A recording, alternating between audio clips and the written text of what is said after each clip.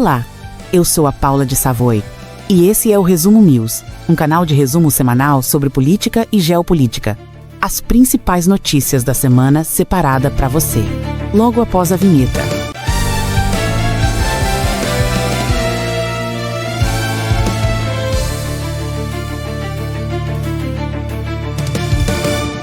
Se não ouviu de forma resumida, a obra descreve prisioneiros acorrentados no fundo de uma caverna que veem apenas sombras projetadas na parede e acreditam que aquelas sombras são a única realidade que existe. Um dos prisioneiros consegue se libertar, sai da caverna e descobre o mundo real lá fora com todas as suas cores e formas. Então ele volta para a caverna para tentar convencer os outros a saírem fora também, que o mundo que eles achavam que era verdade até agora é uma mentira. E o final da história do mito da caverna eu vou contar depois. Agora a gente vai falar do mito da caserna. Troca o V pelo S, caserna.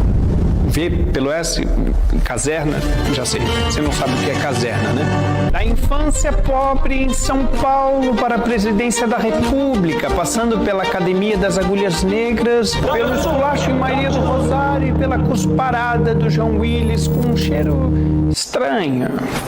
Onde vive? O que come? Quais palavrões costuma usar? Jair Bolsonaro, o mito da caserna. Falei lá. Pro Brasil, acima de tudo, e por Deus, acima de todos, o meu voto é sim!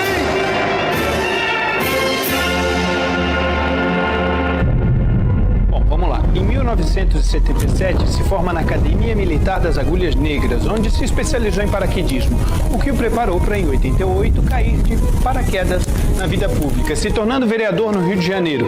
Quis o destino, o universo ou Mercúrio retrógrado, eu prefiro chamar de força divina, que ele continuasse caindo de paraquedas nos mais variados, inóspitos e bizarros episódios recentes da política brasileira que foram essenciais para sacudir o povo dentro da caverna e nos trazer até onde nós estamos hoje. Como no filme Quem Quer Ser um Milionário, onde um jovem indiano percebe que todas as merdas pelas quais ele passou durante a vida o prepararam exatamente para saber todas as respostas corretas de um programa que acontece lá, tipo o Show do Milhão. Esses episódios que Bolsonaro foi caindo de paraquedas durante a sua vida pública foram escancarando verdades que quem está dentro da caverna, meu amigo, não consegue enxergar.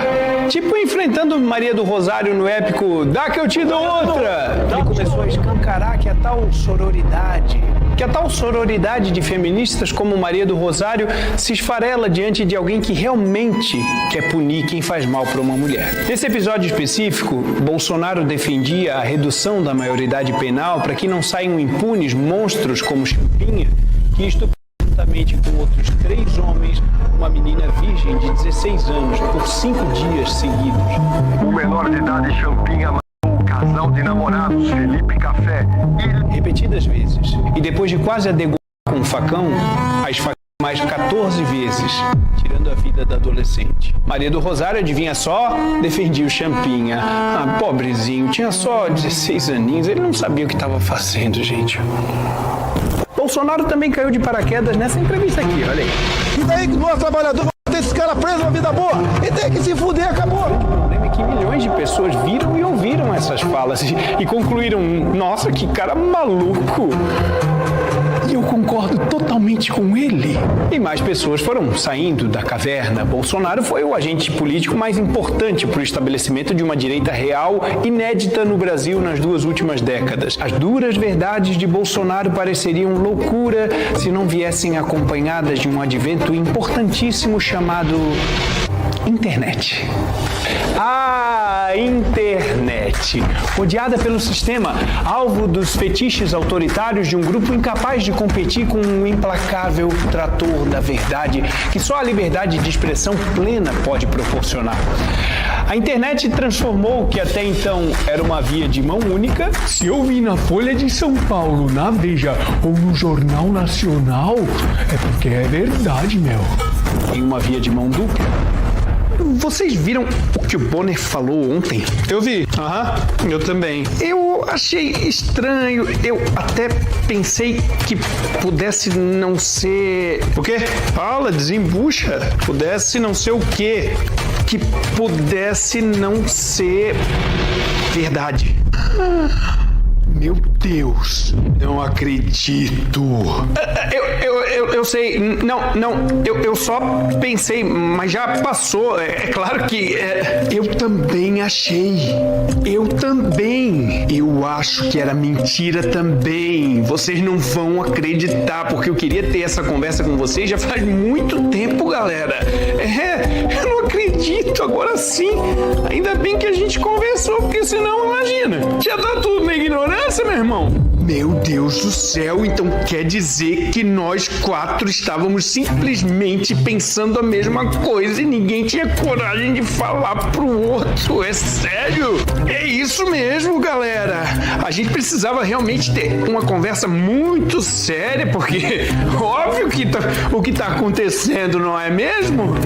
Então todo mundo pensou a mesma coisa e ninguém tava falando? Meu Deus, há quanto tempo será que a gente tá sendo enganado e não faz a mínima ideia de que isso estava acontecendo? A internet foi o veículo através do qual homens corajosos começaram a bagunçar o sistema. Paralelamente a Bolsonaro na política, o Olavo de Carvalho mostrava a direção da saída da caverna para uma legião de pensadores através do ensino. Em Cuba a mesma coisa. Quer dizer, o comunismo é igual no mundo inteiro, meu Deus do céu. Quando é que vocês vão entender isso aí? Enquanto o capitão despertava o povo, gente como eu e você, que nem fazia ideia da caverna que havia à nossa volta. Bolsonaro foi uma espécie de Enéas 2.0, menos intelectual, mais desbocado. O choque de realidade que fez o brasileiro acordar assustado como uma vidraça da sala quebrando às 3 da madrugada, cujo susto é horrível, mas fez você notar que tinha um ladrão tentando entrar. E só a internet possibilitou isso. Enéas, apenas 2 décadas antes, justamente por não haver a via de mão dupla que só a internet é capaz de proporcionar, era apresentado pela grande mídia, na época da via de mão única, um excêntrico, um maluco que você não se atreveria a levá-lo a sério, não é mesmo? Bolsonaro mais internet / redes sociais igual a pane no sistema. O mito da caserna era o azarão, o cavalo correndo por fora, em meio ao maior escândalo de corrupção da história da humanidade, o Petrolão, impeachment da Dilma, Lava Jato a todo vapor, empreiteiras, empresários, doleiros. Bolsonaro surgia como exceção à merdalhança, citado inclusive por Fernandinho Beiramar. É uma pessoa que prega a pena de morte, mas também não tem rabo preso com ninguém. E mencionado também no outro oposto pelo ministro do STF, Joaquim Barbosa. De fato, essas reformas receberam o fundamental apoio dos parlamentares comprados pelo Partido dos Trabalhadores. Por outro lado, os líderes dos 4 partidos cujos principais parlamentares receberam recursos em espécie do PT, orientaram as suas bancadas a aprovar o projeto, que fora encaminhado pelo governo. Somente o senhor Jair Bolsonaro, do PTB, votou contra a aprovação da referida lei. Barbosa, que presidiu o STF, depois de ter sido relator do mensalão que atingiu em cheio o Partido dos Trabalhadores, tendo sido ele o grande algoz do PT, e não sou eu que estou dizendo isso, mas a Folha de São Paulo nessa matéria, Barbosa decidiu apoiar a candidatura de Lula em 22. Que engraçado. Parece até o Felipe Neto, que de repente mudou de ideia de forma tão enfática e inesperada.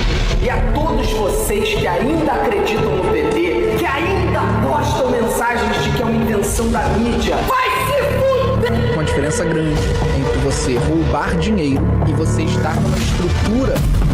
O Lula roubou muito. Barbosa, que estranhamente largou o maior cargo do judiciário brasileiro sem motivo aparente, pelo menos ele saiu do STF de carro, né? Um modo um pouco mais seguro que o seu ex-colega de Suprema Corte, Teori Zavascki, que saiu voando e acidentalmente não voltou mais. Que fatalidade, hein? O avião pode ter sido sabotado para que houvesse um acidente que causasse a morte do menino. Quem mesmo que assumiu o cargo do Teori depois da sua morte trágica? O Alexandre de Moraes, que alguns anos depois viria a ser o juiz, o promotor, a testemunha e a vítima no processo contra... Eu vou deixar você adivinhar essa? Jair Bolsonaro. Como uma legítima falha no sistema, o mito da caserna foi tratado como tal. E eu nem vou entrar em questões das caixas mágicas de guarda-voto, cuja tecnologia é usada apenas em Butão e Bangladesh. E novamente quem disse isso não fui eu, foi a Folha de São Paulo. Reclama com eles. Na verdade, até essa matéria está desatualizada, porque até em Bangladesh hoje já passou-se a exigir o comprovante físico. Mesmo assim, eu vou evitar esse tema específico, porque é um assunto proibido, a tal ponto que eu não tenho coragem nem de abordar abertamente aqui numa plataforma fechada, para você ter uma ideia. Essa matéria que eu mostrei, ela é bem difícil de achar, inclusive. Quando você pesquisa sobre isso no Google, o site te empurra uma dezena de links do TSE ou de outras agências de checagem desmentindo a informação. O assunto das caixas é tão delicado e proibido que fez o perfil original do canal Hipócritas no Instagram, com 1 milhão de seguidores à época, se tornar inacessível em território brasileiro até hoje. E fez o monarca perder suas redes e posteriormente ter que fugir do Brasil. Bom, eu já falei demais sobre algo que eu falei que eu não ia falar. Voltando ao Bolsonaro, como falha no sistema, e agora de verdade, eu juro, sem mencionar as caixas mágicas, questionadas inclusive pelo próprio Flávio Dino. Não, agora eu parei. Sério, não vou mais falar sobre, sério. Continuando, agora sim. O sistema se reinventou e procurou outros meios, como bem nos avisou o capitão, né? Não o Bolsonaro, aquele outro, o capitão Nascimento. O sistema se reorganiza, articula novos interesses. Exatamente isso. PT em crise, rejeição absurda, inclusive no meio artístico, né? Nas eleições de 2018, eles não tinham coragem de dizer que estavam apoiando um partido mergulhado em corrupção e escândalos. Então eles criaram a hashtag Ele Não. Não é que a gente apoia o PT, é que a gente não quer o Bozo, fora Bozo. Lembram? Bolsonaro eleito e o sistema começou a se articular como um organismo lutando para sobreviver. E em 4 anos nós assistimos não apenas Lula ser arrancado da prisão, como suas condenações serem anuladas e ele se tornar novamente elegível. Lembrando que a sua condenação por corrupção passiva e lavagem de dinheiro foi confirmada por mais de 10 juízes em 3 instâncias. E o ex-presidiário foi catapultado novamente à presidência da República, numa campanha eleitoral composta por uma série de decisões, eu vou usar o termo polêmicas, para manter esse vídeo no ar, onde o TSE é presidido, olha só, por Alexandre de Moraes, proibiu, entre outras coisas, chamar Lula de ex-presidiário ou descondenado, foi proibido ligar a imagem de Lula à do ditador Maduro, afinal de contas não pegava bem, né? E depois de apenas 5 meses de governo, adivinha quem veio fazer uma visitinha pro amigo Lula? Não. Eu não acredito que você chutou certo. Maduro? Como é que você adivinhou? Nossa. As medidas do TSE foram tão, como é que eu posso dizer, inovadoras, que até a ministra Carmen Lúcia falou mais ou menos assim: olha, isso tem cheiro de censura, tem até gosto de censura, assim, o formato é meio de censura também, mas eu não sei se é censura, sabe? E se for censura, é uma censurinha bem pequititinha de nadinca, que a gente também só vai fazer uma vezinha só e bem rapidinho, logo já vai acabar, tá bom? Bastou Bolsonaro sair da presidência para que em pouco tempo ele se tornasse alvo de diversas investigações. Esquema de falsificação de cartão de vacinação do Covid-19, as joias sauditas, interferência na Polícia Federal, vazamento de dados de inquérito do Supremo, tentativa de golpe de Estado, Rabin paralela, reunião com embaixadores, uma verdadeira caça às bruxas, como se fosse uma lição sendo dada, que a direita nunca ouse tentar novamente. E olha só, nenhuma das investigações por corrupção. Que engraçado, né? E ainda assim, essa última que eu mencionei, a reunião com os embaixadores, já o deixou inelegível. Você entendeu isso? A ex-presidente Dilma Rousseff cometeu crime de responsabilidade fiscal e sofreu impeachment e não se tornou inelegível. Bolsonaro se tornou inelegível por se reunir com embaixadores. E agora, mais recentemente, por um golpe que nunca houve, um julgamento que não deveria acontecer, onde aconteceu, um juiz que era também a vítima e outros 2 ministros que eram seus adversários políticos diretos, ele acaba de ser condenado a 27 anos de prisão. Sair da caverna custou caro.